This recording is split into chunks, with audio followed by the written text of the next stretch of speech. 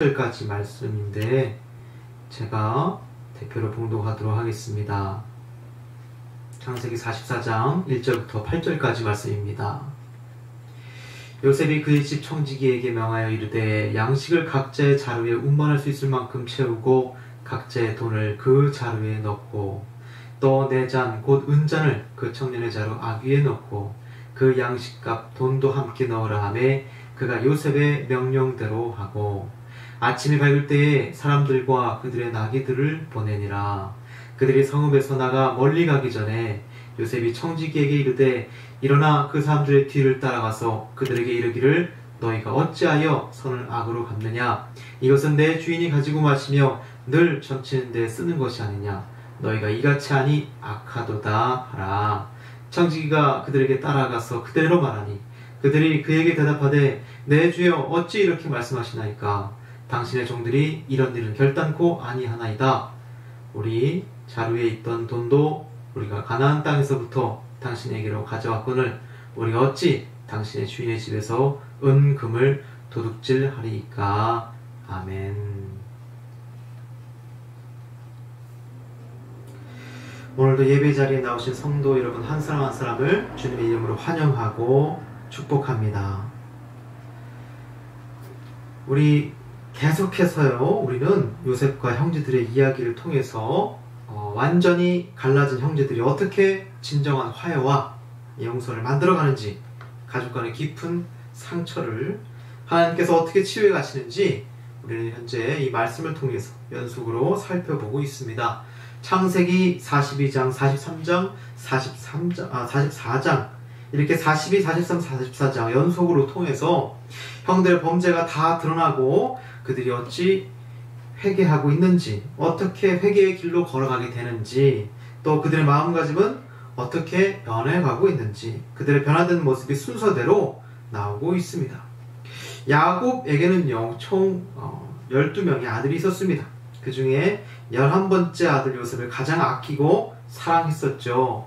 아버지의 편애로 시기와 질투심을 느낀 요셉의 형들은 요셉을 그만 노예 상인들에게 종으로 노예로 팔아버리고 아버지에게는 요셉이 죽었다고 거짓말을 해서 피 묻은 옷을 보여주게 됩니다. 그래서 야곱은 이렇게 피 묻은 요셉의 옷을 보면서 지독한 슬픔과 자책감에 빠져서 그 어떤 위로도 받을 수 없는 아주 강력한 트라우마에 사로잡히게 되죠. 그러나 요셉은 하나님의 도우심으로 종살이와 감옥살이 무려 13년간이나 이렇게 종살이 감옥살이를 거쳐서 이집트 총리 자리까지 올라가게 되는 인생 역전을 이루게 됩니다. 요셉은 이집트에서 7년의 풍년과 7년의 흉년을 준비해서 나라를 잘 이끌어가게 되고요. 한편 요셉의 형님들은 전 세계적인 가뭄 앞에 식량이 다 떨어지게 되고 결국 이집트까지 곡식을 사러 오게 됩니다. 총리가 된 요셉과 곡식을 사러 온 형님들이 운명처럼 한자리에서 22년 만에 다시 만나게 되죠. 요셉은 한눈에 형님들을 알아보게 되지만 형님들은 요셉을 알아보지 못합니다. 이때 요셉의 마음속에 원망과 분노의 마음이 남아있을 줄 알았는데 22년 만에 이렇게 재회하게 되니까 오히려 무슨 마음이 더 드는 거예요? 반가운 마음, 보고 싶었던 마음, 아버지는 잘 계실까? 잘 살아 계실까? 12번째 막내 동생, 나의 친동생 베냐민은 잘 있을까? 형님들, 내가 바로 요셉입니다 하면서 그들 앞에 인사하고 부둥켜 껴안고 싶은 그런 마음이 더 크게 드는 겁니다. 만약 요셉이 과거 13년 그 종살이, 감옥살이, 그 어려웠던 고난의 길, 그 고생한 것들만 생각하면요, 형님들을 보자마자 분노를 참지 못하고 단칼에 목을 벨 수도 있었을 것입니다. 그러나 여태까지 모든 일들을 돌이켜 생각을 해보니까 자기가 그동안 그렇게 고생해서 총리가 되지 않았더라면 이집트 바로 왕의 꿈을 해몽할 수 없었고요. 또 7년의 가뭄도 이렇게 완벽하게 대비할 수 없었다는 생각이 들기 시작합니다. 온 나라 백성들도요, 형님들도요, 이렇게 요셉이 총리가 된 덕분에 다 굶어 죽지 않고 건강하게 살 수 있는 길이 열리는 겁니다. 결국 형님들의 질투도요, 요셉의 고생길도 다 하나님 계획 안에 들어있었다라는 그런 깨달음이 요셉의 마음 가운데 가득 채워지게 되는 것이죠. 그러자 그 깨달음을 통해서 요셉은요, 마음속에 그 형님들에 대한 분노와 원망이 조금씩 사라지고, 상처받았던 마음들, 시커멓게 타들었던, 멍들었던 그 마음들이요, 다 사라지면서 이제는 온 마음이 하나님께로 돌아가게 되는 것입니다. 우리는 보통 가해자랑 피해자 중에 누구만 회개하면 된다고 생각을 하나요? 일반적으로 나쁜 짓을 저지른 이 가해자들만 회개를 하면요, 모든 것이 해결될 것이라고 우리는 생각하게 되죠. 쉽게들 그렇게 생각하게 되죠. 그러나 가해자만 회개하면 무슨 일이 벌어질까요? 어떻게 됩니까? 피해자가 늙어서 죽을 때까지 평생토록 가해자를 용서하지 못하게 되면 어떤 일이 벌어져요? 이게 다 너 때문이다. 너만 없었더라면 내가 이렇게 억울한 일 겪지 않았을 텐데. 그러면서 나만 이렇게 고생했고 억울한 일을 당했다. 평생 원망만 하면서 화병에 시달리는 그런 안타까운 일들이 벌어지게 됩니다.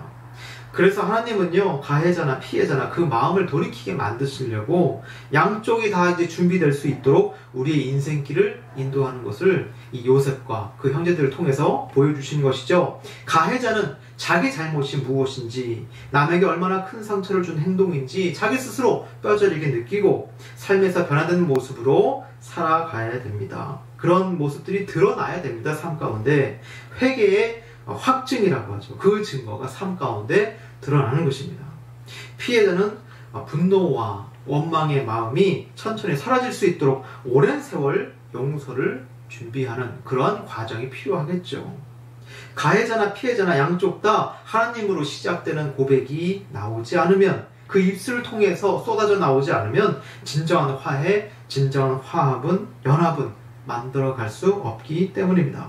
이와 같이 요셉은요, 감정을 추스리면서 형님들을 용서할 준비를 차차 하고 있었는데, 반면 요셉의 형들은요, 과연 걔가 천선에서 변했는지, 아니면 22년 전 똑같이 요셉을 버렸던 그 마음 그대로 못되게 살고 있는지 요셉이 알 수가 없지 않겠습니까? 그래서 요셉은 형님들의 속마음을 확인해 보려고 일부러 22년 전 사건과 똑같은 상황을 만들어 가기 시작합니다. 막내 동생 베냐민을 데려오지 않는다면 너희들은 이집트를 염탐하러 온 간첩이 분명하다고 일부러 이제 극한 상황으로 몰아가는 것이죠. 그러면서 이 형님들에게 곡식을 지어주면서 막내 동생을 집으로 돌아가서 데려와라. 그러면 둘째 형님을 내가 풀어주겠다. 시므온을 풀어주겠다. 그렇게 이제 서로 이제 돌아올 때까지, 요셉은 형님들이 막내 동생을 데리고 돌아올 때까지, 또 형님들은 집으로 돌아가서 집에서 머무르고 있던 베냐민 동생을 다시 데리고 이집트로 돌아와야, 그래야 이제 모든 형제들이 무사히 돌아갈 수 있는 그런 상황이 지금 만들어졌습니다. 이 소식을 들은 아버지 야곱은요, 막내 동생 베냐민만큼은 절대로 못 데려간다고 반대를 하지만, 결국 넷째 아들 유다가 자기 목숨을 바쳐서 내가 반드시 막내 동생 지키겠다면서 아버지를 겨우 설득하게 되죠. 22년 전만 해도 요셉의 형들은요, 동생 요셉을 가차없이 팔아넘겼던 그런 악마 같은 사람들이었지만, 이제는 그 누구보다 막내 동생 베냐민을 아주 정말 귀하게 호위하면서 지키면서 이집트 총리 요셉 앞에 서게 되는 것입니다. 그러자 일부러 베냐민에게 맛있는 식사를 5배나 더 챙겨주면서 형제들 앞에서 대놓고 무엇을 하는 거예요? 막내 동생 베냐민을 특별히 더 편애하고 사랑을 해주는 겁니다. 이미 집에서 아버지를 통해서 편애를 받고 있는 베냐민이에요. 그런 상황이라는 것을 요셉이 다 알고 있고 형들도 그렇게 알고 있습니다. 그런데 일부러 이것을 보여주는 이유가 뭐예요? 과연 내가 이렇게 막내 동생을 타지에 나와서까지 이렇게 편애했을 때 이 형님들이 어떠한 표정을 드러낼까? 여전히 그 22년 전처럼 동생을 못마땅해 하는 그런 마음가짐들을 갖고 살고 있을까? 그런데 어떻게 됐습니까? 그때 요셉의 형들은 동생이 사랑받는다고 해서 시기하거나 질투하지 않고 오히려 자기 일처럼 더 기뻐하면서 다 같이 즐겁게 식사를 나누게 되죠. 더 이상 형님들은요, 동생을 시기하고 질투했던 22년 전 그 과거의 악마 같은 형님들이 아니었습니다. 이제 형들은요, 걱정하시는 아버지께로 돌아가기만 한다면 모든 것이 이제 해결되는 그런 상황이었어요. 하지만 요셉이 준비한 마지막 시험이 딱 한 가지 남아 있었죠. 만약 동생을 버려야 하는 최악의 상황이 벌어진다면 그때도 형님들은 과연 동생을 구할 것인가? 아니면 22년 전 그 과거의 사건처럼 또다시 동생을 버릴 것인가? 그래서 오늘 우리가 읽었던 본문처럼 요셉이 부활을 시켜서요, 막내 동생 베냐민 가방 속에, 자루 속에다가 몰래 귀한 은잔을 집어넣는 겁니다. 자, 그래서 창세기 44장 2절, 4절, 5절, 6절을 한번 제가 대표를 읽어보도록 하겠습니다. 또 내 잔 곧 은잔을 그 청년의 자루 아귀에 넣고 그 양식값 돈도 함께 넣으라 하며 그가 요셉의 명령대로 하고 아침이 밝을 때 사람들과 그들의 나귀들을 보내니라. 그들이 성읍에서 나가 멀리 가기 전에 요셉이 청지기에서 이르되 일어나 그 사람들의 뒤를 따라가서 그들에게 이르기를 너희가 어찌하여 손을 악으로 갚느냐? 이것은 내 주인이 가지고 마시면 늘 점치는 데 쓰는 것이 아니냐? 너희가 이같이 하니 악하도다 하라. 청지기가 그들에게 따라가서 그대로 말하니. 요셉은 이렇게 부하와 짜고 베냐민을 일부러 도둑으로 몰아가면서 너희들이 훔치는 은잔은 그냥 은잔이 아니라 점치는 은잔이라고 말하는 거죠. 그 옛날 고대 근동사회 이집트에서는요, 잔에 물을 채우고 기름 한 방울을 떨어뜨려서 기름이 물에 퍼지는 모습을 보고 점을 쳤다고 합니다. 다시 말해서 옛날 우리 신주 단지처럼 귀하게 모시는 그런 특별한 물건인데 그걸 훔쳐갔다는 것은 무슨 의미예요? 그 당시 신주 단지를 훔쳐가는 것은 단순 도둑질이 아니라 그 물건 주인의 제복을 다 뺏어가서 그 집을 망하게 하려는 의도까지 포함된 도둑질이었습니다. 물론 여기서 하나님을 믿는 요셉이 진짜로 이 은잔을 가지고 자기가 점을 친다는 그런 뜻으로 말하는 것이 아니라 일부러 그렇게 상황을 연출한 것이 이렇게 귀하게 쓰이는 잔인데 어떻게 이것을 훔쳐갈 수 있느냐? 그렇게 이제 연출을 한 거죠. 그래서 형들의 반응도 이제 이렇게 나오게 됩니다. 창세기 44장 8절 9절을 보니까 우리 자루에 있던 돈도 우리가 가나안 땅에서부터 당신에게로 가져왔거든. 우리가 어찌 당신의 주인의 집에서 은금을 도둑질을 하리이까? 당신의 종들 중 누구에게서 발견되든지 그는 죽을 것이요 우리는 내 주의 종들이 되리이다.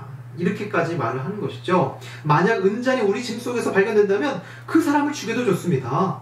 나머지 형제들은 종이 되겠습니다. 기꺼이 되겠습니다. 그 당시 상식으로 이것이 얼마나 심각한 범죄인지 알 수 있는 대목입니다. 하지만 결국 누구의 짐 속에서 은잔이 발견되어 베냐민의 짐 속에서 이 은잔이 발견되니까 요셉이 큰 소리 치는 것입니다. 너희가 어찌 은혜를 원수로 갚을 수 있냐? 그러자 형들은요, 모든 것을 체념하는 것처럼 이렇게 말하게 됩니다. 창세기 44장 14, 15, 16절 말씀입니다. 이다와 그의 형제들이 요셉의 집에 이르니 요셉이 아직 그곳에 있는지라 그의 앞에서 땅에 엎드리니 요셉이 그들에게 이르되 너희가 어찌하여 이런 일을 행하였느냐? 나 같은 사람이 점을 잘 치는 줄을 너희는 알지 못하였느냐? 유다가 말하되 우리가 내 주께 무슨 말을 하오리이까? 무슨 설명을 하오리이까? 우리가 어떻게 우리의 정직함을 나타내리이까? 하나님이 종들의 죄악을 찾아내셨으니 우리와 이 잔이 발견된 자가 다 내 주의 노예가 되겠나이다. 요셉이 너희가 어찌하여 은혜를 원수로 갚느냐? 큰 소리 치면서 추궁하니까 마침내 형들의 입에서 나온 적이 없었던 이 말이 튀어나오죠. 16절 마지막에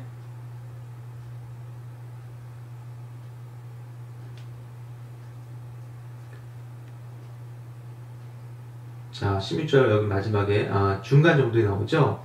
어떻게 우리의 정직함을 나타내리까? 하나님이 종들의 죄악을 찾아내셨으니. 자, 하나님이 우리의 죄악을 찾아내셨습니다 라는 고백입니다. 그동안 숨기고 청산하지 못했던 죄악이었는데 하나님이 발견해서 오늘 명명백백하게 모든 사람들 앞에 끄집어내셨다는 거예요. 이렇게 하나님이 우리의 허물과 실수를 드러내시면 우리는 어떤 마음이 들까요? 우리는 우리의 치부를요 어떻게든지 숨기고 싶거든요. 쥐구멍에 숨고 싶고 죄악들을 숨기고 싶은 마음이 간절합니다. 그런데 하나님이 강제로 드러내시려고 하는 이유는 뭐예요? 모멸감과 수치심을 주려는 의도가 아니라 요셉과 형들을 회복의 길로 이끌어 가시려는 그런 과정 중에 나오는 것들입니다. 그런데 요셉은 뭐라고 얘기를 해요? 창세기 44장 17절에서 요셉이 이르되 내가 결코 그리하지 아니하리라. 자니 그 손에서 발견된 자만 내 종이 되고 너희는 평안히 너희 아버지께로 돌아올라갈 것이니라. 요셉은요 이렇게 말하죠. 걱정하지 마라. 너희들이 도둑질한 것도 아닌데 왜 책임을 지냐? 도둑질한 사람만 막내만 책임지면 되니까 너희들은 이대로 돌아가도 좋다. 자, 이런 상황에서 과연 형들은 동생을 포기할 것인가 아니면 끝까지 지켜서 아버지께로 데려갈 것인가? 이것이 바로 요셉이 준비한 마지막 시험인 것이죠. 아버지께로 돌아가도 변명할 거리는 충분합니다. 아버지, 당신이 사랑한 막내 베냐민이 도둑질을 하는 바람에 이집트 총리의 노예가 되었습니다. 그놈이 그런 짓을 할 줄 누가 알았겠습니까? 이런 식으로 변명하면서 포기하고 돌아가도 되는 그런 상황입니다. 바로 그때 22년 전 가장 먼저 요셉을 노예로 팔자고 주도했던 사람 누구예요? 넷째 아들 유다가 목숨을 걸고 요셉 총리를 설득하기 시작하죠. 왜 유다가 이렇게 변했을까요? 아버지와 이제 헤어지기 전에 약속한 것도 있었죠. 자기 목숨을 걸고서라도 막내 동생 지킬 때니까 베냐민을 내어달라고, 베냐민을 데려갈 수 있도록 허락해달라고 그렇게 설득했었죠. 그런데 그걸 떠나서요, 넷째 아들 유다도 이제는 알거든요. 아버지가 과거에 왜 그토록 막내 동생들만 그렇게 편애했었는지. 자기도 두 아들을 잃고 셋째 아들 막내만 남고 보니까 이제 알겠는 거예요. 다 이해가 되는 거예요. 부모의 입장에서, 아버지의 입장에서 왜 그렇게 막내들을 사랑했을까, 편애했을까. 자기도 부모가 되고 보니까, 아버지의 입장이 되고 보니까 그 마음이 다 이해가 되는 것입니다. 그래서 절절한 마음을 담아서 유다가 고백을 하는데, 긴 분량이지만 제가 봉독하도록 하겠습니다. 창세기 44장 18절부터 34절까지 말씀입니다. 유다가 그에게 가까이 가서 이르되 내 주여 원하건대 당신의 종에게 내 주의 귀에 한 말씀을 아르게 하소서. 주의 종에게 노하지 마소서. 주는 바로와 같으시니이다. 이전에 내 주께서 종들에게 부르시되 너희는 아버지가 있느냐 아우가 있느냐 하시기에 우리가 내 주께 아뢰되 우리에게 아버지가 있으니 노인이요 또 그가 노년에 얻은 아들 청년이 있으니 그의 형은 죽고 그의 어머니가 남긴 것은 그뿐이므로 그의 아버지가 그를 사랑하나이다 하였더니 주께서 또 종들에게 이르시되 그를 내게로 데리고 내려와서 내가 그를 보게 하라 하시기로 우리가 내 주께 말씀드리기를 그 아이는 그의 아버지를 떠나지 못할지니 떠나면 그의 아버지가 죽겠나이다. 주께서 또 주의 종들에게 말씀하시되 너희 막내 아우가 너희와 함께 내려오지 아니하면 너희가 다시 내 얼굴을 보지 못하리라 하시기로 우리가 그 주의 종 우리 아버지에게로 도로 올라가서 내 주의 말씀을 그에게 아뢰었나이다. 그 후에 우리 아버지가 다시 가서 곡물을 조금 사오라 하시기로 우리가 이르되 우리가 내려갈 수 없나이다. 우리 막내 아우가 함께 가면 내려가려니와 막내 아우가 우리와 함께 가지 않으면 그 사람의 얼굴을 볼 수 없음이니이다. 주의 종 우리 아버지가 우리에게 이르되 너희도 알거니와 내 아내가 내게 두 아들을 낳았으나 하나는 내게서 나갔으므로 내가 말하기를 틀림없이 찢겨 죽었다 하고 내가 지금까지 그를 보지 못하거늘 너희가 이 아이도 내게서 데려가려 하니 만일 재해가 그 몸에 미치면 나의 흰머리를 슬퍼하며 수월로 내려가게 하리라 하니 아버지의 생명과 아이의 생명이 서로 하나로 묶여 있거늘 이제 내가 주의 종 우리 아버지에게 돌아갈 때에 아이가 우리와 함께 가지 아니하면 아버지가 아이의 없음을 보고 죽으리니 이같이 되면 종들이 주의 종 우리 아버지가 흰 머리로 슬퍼하며 수울로 내려가게 함이니이다. 주의 종이 내 아버지에게 아이를 담보하기를 내가 이를 아버지께로 데리고 돌아오지 아니하면 영영이 아버지께 죄짐을 지리이다 하였사오니 이제 주의 종으로 그 아이를 대신하여 머물러 있어 내 주의 종이 되게 하시고 그 아이는 그의 형제들과 함께 올려 보내소서. 그 아이가 나와 함께 가지 않으면 내가 어찌 내 아버지에게로 올라갈 수 있으리까 두렵건대 제 해가 내 아버지에게 미침을 보리이다. 결국은 이 넷째 아들 유다의 말은 무슨 말이에요? 아버지와 아들의 생명이 서로 연결되어 있는데 어떻게 그것을 끊을 수 있겠습니까? 나도 이제 아버지의 사랑이 어떤 것인지 알고 있으므로 그 애틋한 사랑이 어떤 것인지 알고 있으므로 절대 막내 동생을 이대로 내어드릴 수 없습니다. 포기할 수 없습니다. 나는 무조건 이 아이와 함께 같이 돌아가야 합니다. 그러나 누군가 반드시 종으로 나와야 한다면 그를 종으로 삼지 마시고 나를 종으로 삼으소서. 그러나 동생은 부디 보내주소서.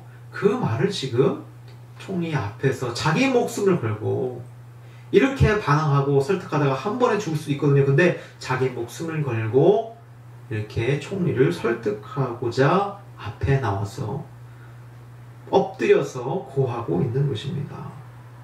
남을 희생시켜서 자신이 원하던 목적을 이뤘던 넷째 아들 유다가 이제는 지금 어떻게 바뀐 거예요?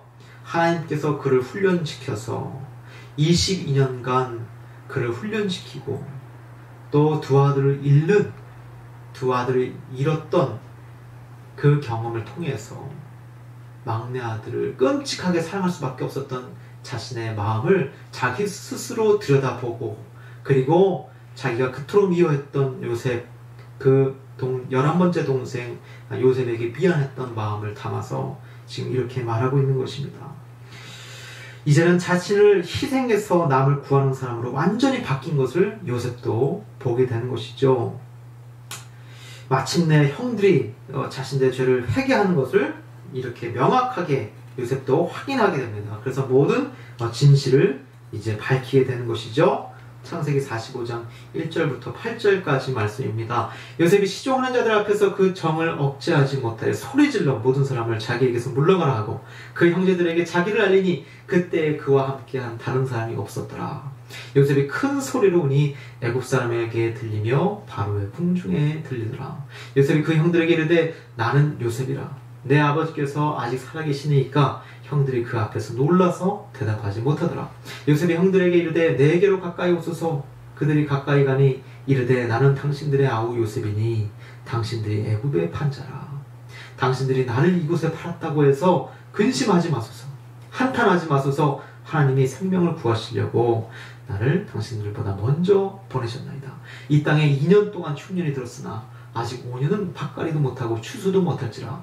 하나님이 큰 구원으로 당신들의 생명을 보존하고 당신들의 후손을 세상에 두시려고 나를 당신들보다 먼저 보내셨나니 그런즉 나를 이리로 보낸 이는 당신들이 아니요 하나님이시라. 하나님이 나를 바로에게 아버지로 삼으시고 그 온 집의 주를 삼으시며 애굽 온 땅의 통치자로 삼으셨나이다. 이렇게 피해자였던 요셉도 이 앞에 무릎 꿇고 있는 형님들처럼 지금 누구를 고백하고 있나요? 바로 그 누구도 아닌 하나님께서 하신 것이다 라고 지금 고백하고 있는 것입니다. 고통이 눈앞에 있을 때는 전혀 몰랐는데 고통의 세월 다 지고 나서 고통의 세월들이 다 지나고 나서 그것들을 한 커플 한 커플 벗겨내고 보니까 누가 보이는 거예요? 그 뒤편에 가려졌던 하나님의 뜻을 마침내 요셉도 발견하고요. 원망했던 마음, 복수하려는 마음 다 내려놓고 이제 누구에게로 방향을 돌이킨 거예요? 하나님께로 돌이킨 것입니다. 이렇게 돌이키는 것은 우리는 뭐라고 그래요? 돌이키는 것을 우리는 뭐라고 표현합니까? 회개한다라고 하는 것이죠. 방향을 돌리는 거예요. 그동안 자신의 마음속에 품어왔던 그 못된 고집들, 자기만의 주장들 다 내려놓고 그 미련들을 다 내려놓고 이제 누구의 뜻만 향해서 가는 겁니까? 하나님의 뜻만 받들어서 가겠다라고 하는 것, 그것이 바로 회개라는 것입니다. 이게 다 너 때문이다, 네 탓이다, 그렇게 남 탓을 할 때는요, 감정에 휘둘려서 화해와 용서가 절대로 이 두 집단 가운데 일어날 수가 없습니다. 그래서 성경은 가해자나 피해자나 하나님을 고백할 수 있을 때 마음속에 응어리졌던 그 모든 앙금들이 다 사라지고 하나님의 계획 안에서 모두가 하나로 연합되는 놀라운 역사가 펼쳐질 수 있다고 요셉과 형제들을 통해서 이렇게 우리에게 보여주고 있는 것입니다. 십자가를 지시고 하나님과 우리를, 그리고 사람들과 우리를 연결시켜 주신 예수 그리스도께서 보혜사 성령님과 함께 하시며 우리 속의 모든 아픔을 다 들춰내시고 깨닫게 하시는 겁니다. 우리 입술 속에서도요, 하나님이 하셨습니다. 하나님 뜻 가운데 이루어지는 모든 것들입니다. 하나님께서 계획하셔서 나를 여기까지 이끌어 주셨습니다. 그러한 고백들이 시작되어서요, 저와 여러분이 하나로 연합되고 또 우리와 우리 이웃들이 하나 되는 정말로 진정한 한 몸, 그 하나님 나라가 바로 이 땅에 세워지기를 주님의 이름으로 축원합니다.